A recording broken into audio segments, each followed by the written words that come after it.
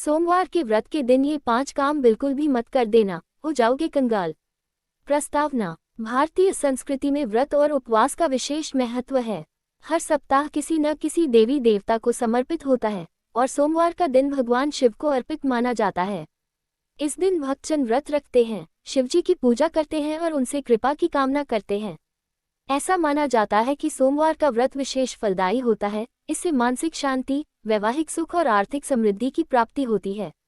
लेकिन अगर इस पवित्र दिन कुछ विशेष बातों का ध्यान न रखा जाए तो यह व्रत लाभ देने के बजाय नुकसान भी पहुंचा सकता है। खासकर 5 ऐसे कार्य हैं जो सोमवार के दिन करने से भगवान शिव की नाराजगी झेलनी पड़ सकती है और इसका असर व्यक्ति की आर्थिक स्थिति पर भी पड़ सकता है। आइए जानते हैं सोमवार के दिन व्रत रखते समय किन 5 कामों से बचना चाहिए। 1. झूठ बोलना और छल कपट करना। सोमवार के दिन झूठ बोलना या किसी के साथ धोखा करना भगवान शिव की दृष्टि में गंभीर पाप माना जाता है। शिवजी सत्य के प्रतीक हैं और उन्हें सच्चाई व सरलता अत्यंत प्रिय है। अगर आप व्रत रखकर भी किसी को धोखा देते हैं, झूठ बोलते हैं या किसी के साथ छल करते हैं, तो व्रत का संपूर्ण फल नष्ट हो जाता है। असर। इस तरह के कर्म से व्यक्ति के जीवन में दरिद्रता आती है, आर्थिक नुकसान होता है और शुभ अवसर हाथ से फिसलने लगते हैं। धीरे धीरे घर में कंगाली के हालात बनने लगते हैं।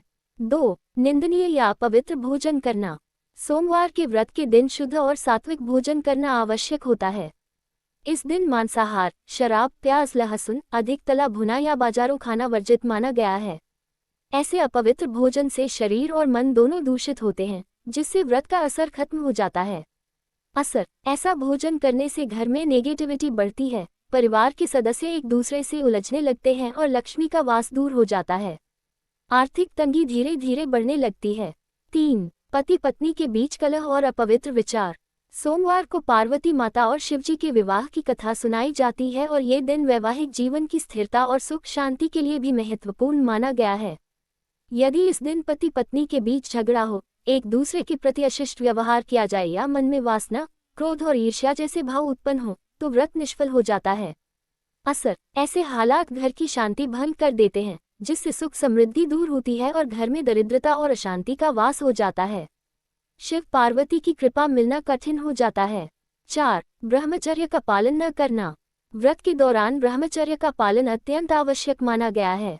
विशेषकर सोमवार के दिन, जो शिवजी जैसे तपस्वी देवता को समर्पित होता है, इस नियम का पालन न करना पाप का भागी बनाता है।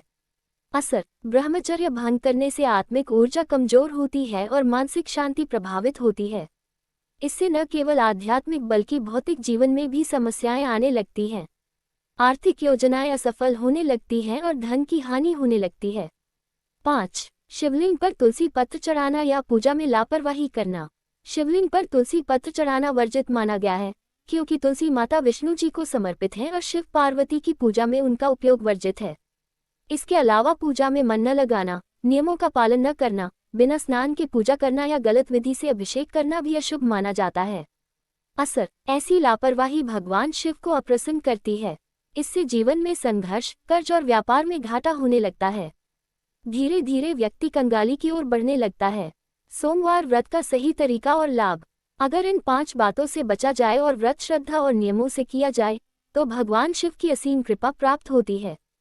सुबह जल्दी उठकर स्नान करें, सफेद वस्त्र पहने और शिवलिंग पर जल, दूध, बेलपत्र, सफेद फूल और शुद्ध घी अर्पित करें। ओम नमः शिवाय का जाप करें। दिन भर उपवास रखें या फलाहार करें।